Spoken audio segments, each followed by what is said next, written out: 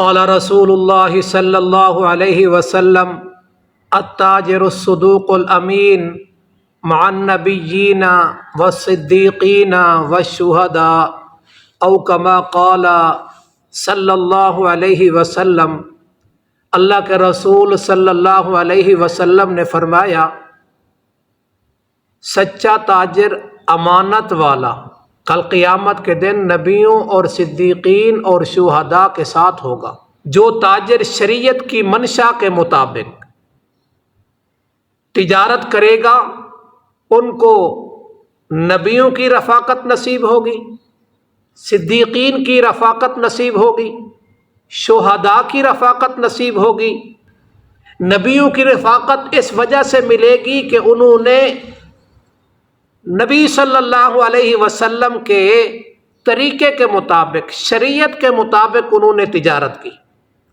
صدیقین کی رفاقت اس وجہ سے ملے گی کہ انہوں نے سچائی کے ساتھ تجارت کی، اور شہیدوں کی رفاقت اس وجہ سے ملے گی کہ شہید کا معنی ہوتا ہے گواہ۔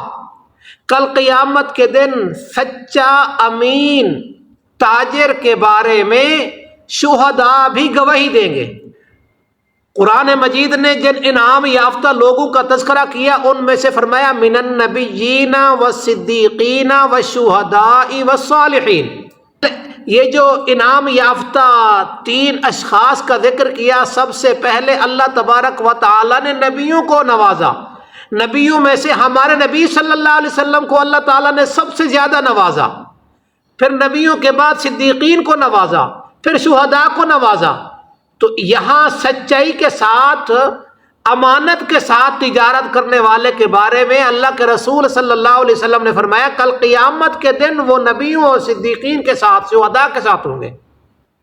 اور دوسری حدیث میں آتا ہے التاجر الصدوق تحت ظل العرش یوم القیامہ۔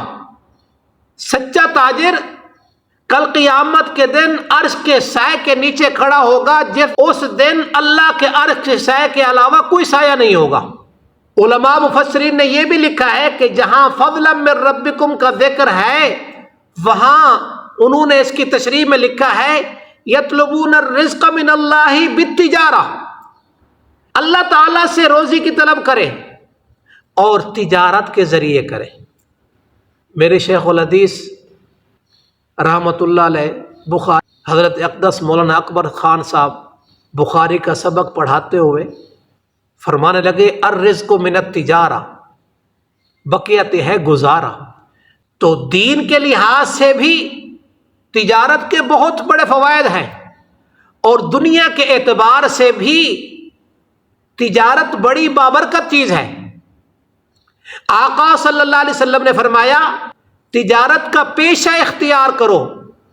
اللہ تعالیٰ نے 10 حصوں میں سے 9 حصے برکت تجارت کے ساتھ رکھی ہے۔ ہاں، تجارت کے اصول بھی سیکھنے چاہیے، پوچھنے چاہیے۔ قسم کھا کر بھی سودا نہ بیچے، جھوٹی قسم تو اور ہی سخت وعید ہے۔ نہ قسم کھا کر سودا بیچے، نہ جھوٹ بول کر سودا بیچے، نہ جھوٹی قسم کھا کر سودا بیچے۔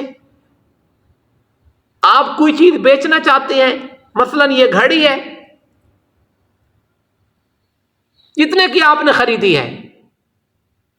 مت بتاؤ کہ میں نے کتنے کی خریدی ہے، آپ جتنے پہ بیچنا چاہتے ہیں وہ بتائیں کہ میں اتنے کی بیچوں گا۔ نہ یہ بتانے کی ضرورت ہے کہ میں نے کتنے کی خریدی ہے، نہ اس پر جھوٹ بولنے کی ضرورت ہے، نہ قسم کھا کر بیچنے کی چیز ہے، یہ میری چیز ہے، میں اس کو اتنے میں بیچوں گا۔ بس تجارت کے نفع کی شریعت نے کوئی لمٹ بھی نہیں بتائی۔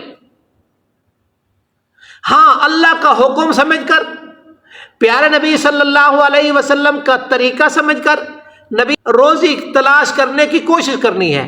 برکت دینے والی ذات اللہ کی ہے۔ اللہ تبارک و تعالی صداقت اور امانت ہمارے تاجروں کو نصیب فرمائے۔ اللہ کے رسول صلی اللہ علیہ وسلم نے تو جو تاجروں کے حق میں دعائیں فرمائی ہیں، اللہ تبارک و تعالی وہ سب تاجروں کے حق میں قبول فرمائے۔ اللہ تبارک و تعالی سب کی روزی اور رزق میں برکت عطا فرمائے۔ اللہ تبارک و تعالی آپ کو اور آپ کے بیماروں کو صحت کاملہ نصیب فرمائے۔ سامعین، حاضرین، ناظرین، کو اللہ تبارک و تعالی اپنی حفظ و امان نصیب فرمائے۔